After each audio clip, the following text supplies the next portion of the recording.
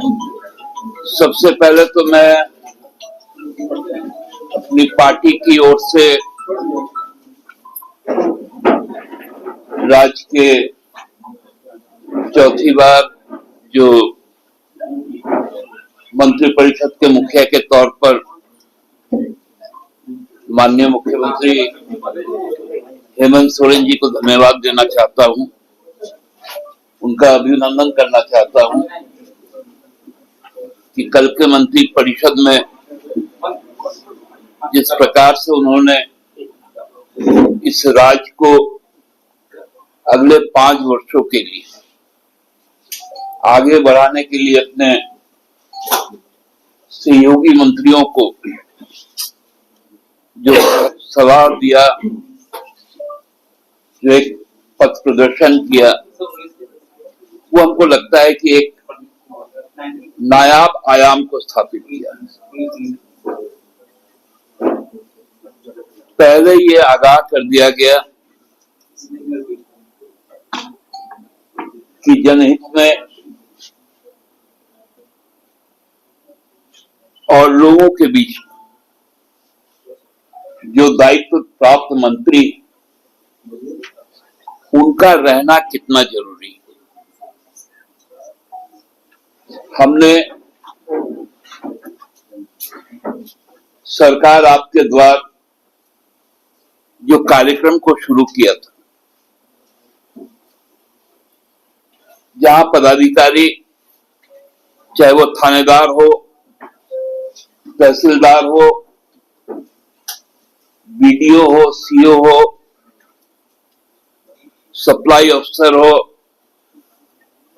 Block के कृषि पदाधिकारी हो, रेफरल हॉस्पिटल के डॉक्टर्स हो,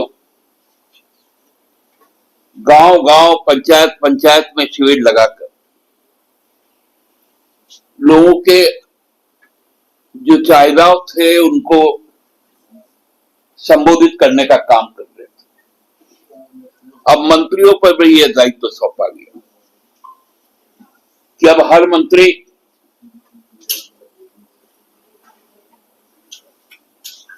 अपने अपने अधीनस्थ जो विभाग है उसके जिला स्तर पर जाके समीक्षा करें। जो उससे आच्छादित लोग हैं योजनाओं से, उनसे सीधा संवाद करें। जिनको कठिनाई हो रही उनको भी सुने, और केवल विधायक ही नहीं, जो भी जनप्रतिनिधि है, चाहे वो पंचायत का वार्ड का सदस्य भी है, उसके साथ भी एक संवाद कायम करें। इसमें दलगत भावना नहीं होना चाहिए। हमारी प्राथमिकता ईमानदारी पूर्वक लोगों की सेवा करनी है, क्योंकि एक नया लकीर खींचने के लिए मुख्यमंत्री को जनादेश मिला है और उस पर खरा उतरना पूरे मंत्रिपरिषद का दायित्व।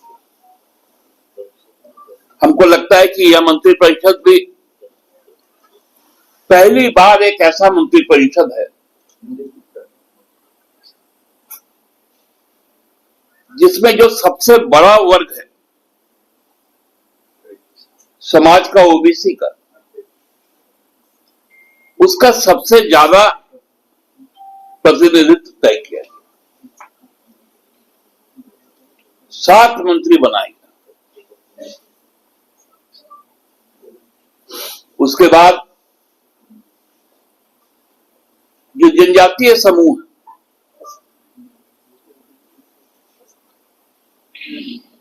उनको भी क्षेत्रवार प्रतिनिधित्व मिला। एक समग्र मंत्रिमंडल जो विधानसभा में चुनकर लोग आए, उसमें सबसे बड़ी भागीदारी ओबीसी समाज की। पहले कुछ खास जातियों को ही इसका लाभ मिलता था, लेकिन इस बार यह स्थापित हुआ कि सर्वजन का विकास, सर्वजन का विश्वास इस सरकार के साथ है और सरकार उनके साथ है। जहां इस तरह के नए उच्च मानदंड स्थापित किए जा रहे हैं, वहीं पर भाजपा के द्वारा जो निम्न हरकतें की जा रही है, ये लोकतंत्र को भी शर्मसार कर रहा है। कल की एक घटना सामने आई,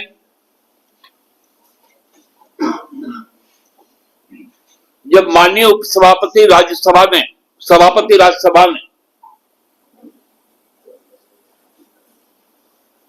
जिस तरह से एक वाक्य को पेश किया कि जब विपक्ष वहां पर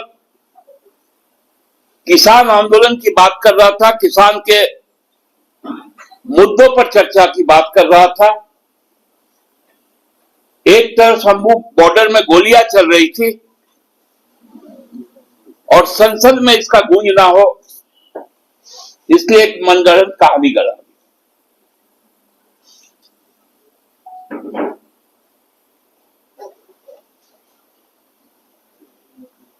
देश को झारखंड जो रास्ता दिखा रहा है, जो लोकतंत्र के उच्च मानदंडों को स्थापित करने के लिए अब तैयार, वहां पर इस प्रकार की हरकतें हो रही।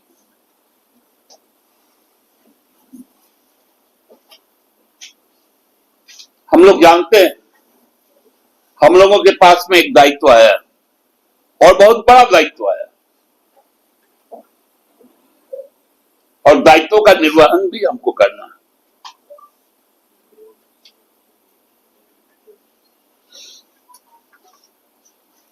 एक उल्लेखनीय बात कल हुई कि जो आधारभूत संरचना के नाम पर 2014 से 2019 तक जो राज्य का पूंजी निवेश हुआ,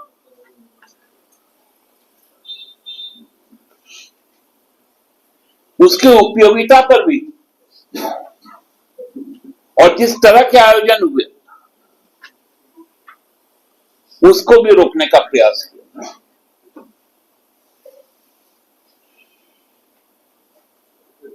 आज जानते हैं आप लोग कि भविष्य में झारखंड में कितना विधानसभा के सदस्य होंगे, ये हम लोगों को नहीं मालूम, लेकिन वर्तमान में जो सदस्य हैं, जो वो भवन बना,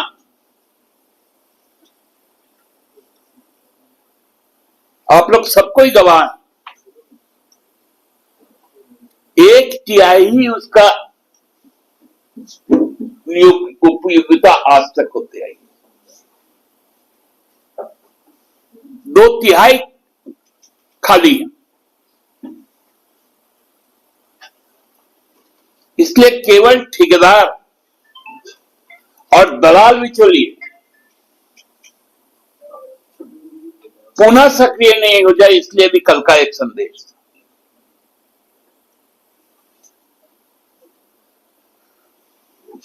किस प्रकार 4000 करोड़ का डैम को चूहा खा गया, मोमेंटम झारखंड में कितना रोड शो हुआ विदेशों में भी जाकर, नतीजा यहां ढाक के 3 पात। उन सभी चीजों पर रोक लगाई गई।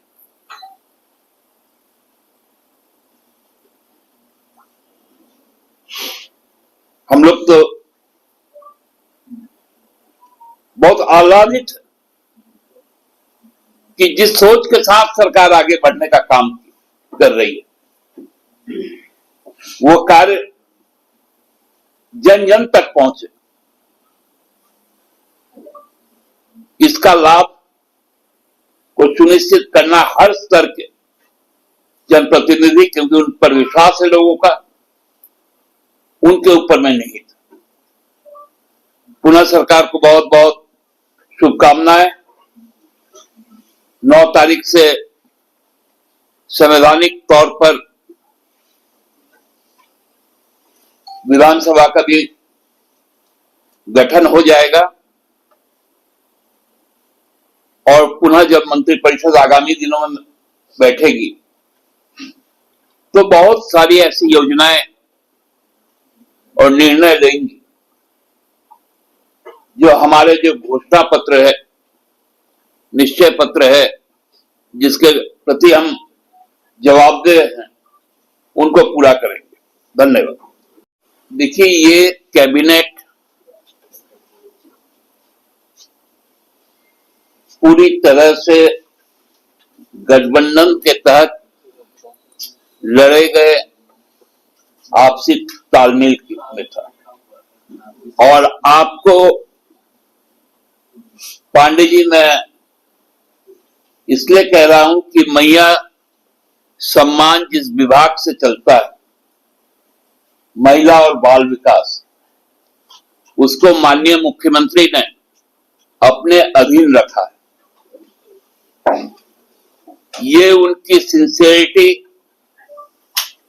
ये उनका जो कमिटमेंट है इस योजना के प्रति, इसको दर्शाता है। आप मुख्यमंत्री को इसके लिए विशेष रूप से धन्यवाद दीजिए। दादा, एक सवाल है।